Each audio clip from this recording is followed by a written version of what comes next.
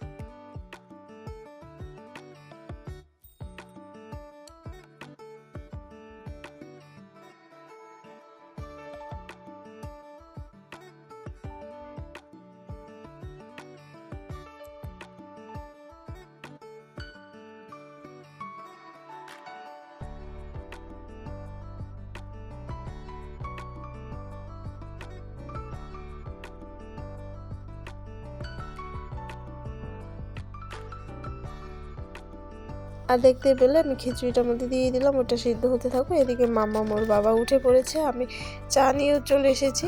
তারপর চা খাওয়া দাওয়ার পরে ওর বাবা স্নান টান হয়েছে, অনেক রান্নার জোগাড় করে দিয়েছি। ফুলকপি আলু দিয়ে ডিমের ঝোল করব, এখানে উস্তা ভাজা, মুসুরির ডাল মূলা দিয়ে করব, আর বতুয়া শাক ভাজা।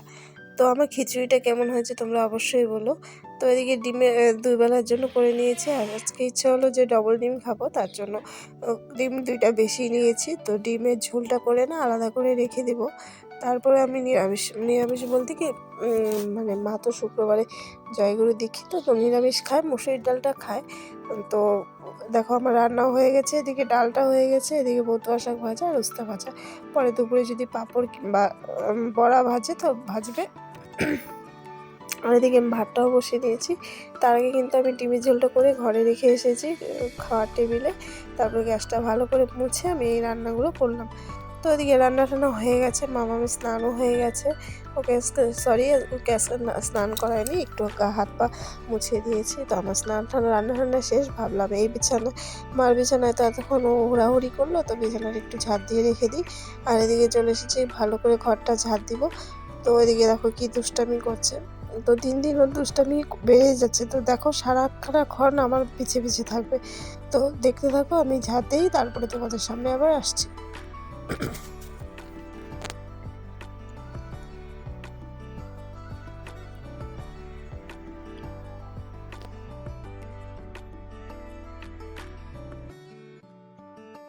যেখানেই আমি মোবাইলটা রাখছি সেখানেই সামনে এসে চুলটা নিয়ে বসে পড়েছে, টুলটা নিয়ে।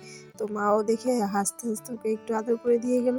তো এদিকে দেখো আমার ঘরটা ঝাড় দেওয়া হয়ে গেছে। তারপরে দুপুরে আমরা সবাই খাওয়া দাওয়া করে নিয়েছিলাম। তারপরে একেবারে সন্ধ্যার সময় চলে এসেছি, এখন বাজে 7টা। আজকে চা খেতেও দেরি হয়েছে। তো মাম্মামের বাবা যেহেতু আজকে বেরোবে না, প্রচণ্ড ঠান্ডা, তো বেরোবে না, এর জন্য আর কি বাড়িতেই। এরপরে আর কোনো ভিডিও করিনি। তো চা খাওয়ার পরে অনেকক্ষণ পরে গল্প করার পরে এদিকে কিছু খাবে বলছে, তো কেক এনেছিল, কেকটা খেয়ে এলাম। তো মামার বাবা অনেকদিন পরে আজকে মানে রাত্রে বাড়িতে থাকলো সন্ধ্যার সময়। তো না হলে তো চা খাওয়া দাওয়া করে চলে যায়। তো যাই হোক, আজকে সময়টা ভালোই কাটলো। তো তারপরে আবার এখানে রান্নাঘরে চলে এসেছি। ও ঘুরে ফিরে ওই রান্নাঘরে আমাদের আসতেই হবে কিছুক্ষণ পর পর, তাই না?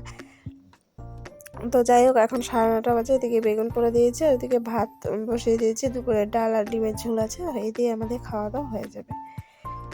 তো আজকে প্রচণ্ড ঠান্ডা, দেখো আমি চাদর মুড়ি দিয়ে নিয়েছি। মুড়ি দিলে কী হবে, আমি কিন্তু অনেক কিছু কাজ করে নিয়েছি, অনেক কিছু ধোয়া ঠোয়া হয়ে গেছে। শুধু এদিকে ভাত আর বেগুন পোড়াটা করলে আমাদের খাওয়া দাওয়া কমপ্লিট। তো চলো বন্ধুরা, আজকের মতো ভিডিওটা এখানে রাখছি। তোমাদের যদি কোথাও ভালো লেগে থাকে তাহলে তোমরা পাশে থেকো। Good night.